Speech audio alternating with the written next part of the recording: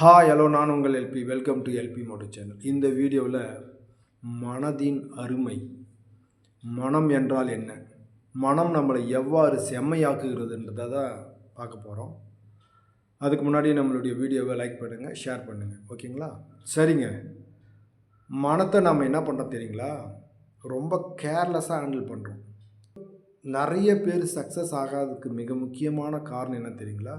நிறைய பேர் நான் படித்ததெல்லாம் மறந்துடுதுங்க, எனக்கு என்னவோ மனசே சரியில்லை, இதில் நான் என்ன பண்ணுவேன்னா தோல்வி அடைஞ்சிடறேன்னு நினைக்கிறேன், எனக்கு சிந்தனையே சரியில்லை, என்னுடைய பார்வையே சரியில்லை, நான் எடுக்கிற காரியமெல்லாம் தோல்வி அடையுது, அது என்னன்னே தெரில அப்படின்னு சொல்லக்கூடியவர்கள் அனைவரும் மனத்தை சரியாக கையாள முடியாதவர்கள். ஒரு பழமொழி சொல்லுவாங்க பார்த்தீங்களா, மனம் செம்மையானால் மந்திரம் ஜெபிக்க வேண்டியதில்லைன்னு சொல்லுவாங்க. மனசுக்கு அவ்வளோ பவர்.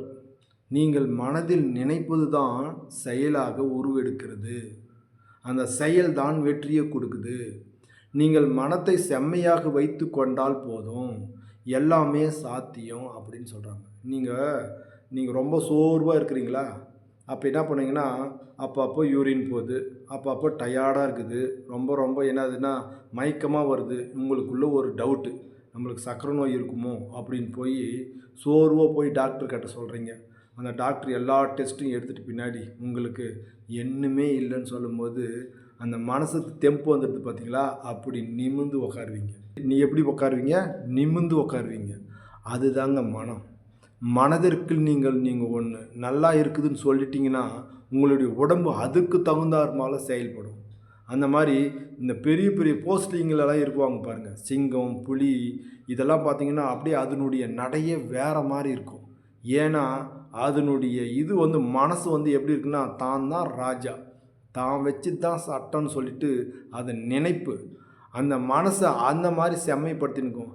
அந்த மாதிரி நாம் செம்மைப்படுத்தக்கூடிய சமயத்தில் நம்மளுடைய உடம்பு எப்படி இருக்குன்னா அப்படியே திடகாத்திரமாக நிமிர்ந்து நேர்கொண்ட பார்வையாக சொல்கிறாங்க பார்த்தீங்களா? பேச்சு, உடை, நடையெல்லாம் ஒரு மாதிரியே இருக்குது பார்ப்பா அவனுக்கு அப்படின்னு சொல்கிறாங்க பாருங்க. அந்த மாதிரி தாங்க உங்களுடைய மனது செம்மைப்படக்கூடிய சமயத்தில் உங்களுடைய செயல்பாடுகளும் ரொம்ப முற்றிலுமாக வேறுபட்டு காணப்படும். அது என்ன பண்ணுன்னா வேறு ஒரு தோற்றத்தில், தைரியமான தோற்றத்தில், தன்னம்பிக்கையான தோற்றத்தில் காணப்படும்.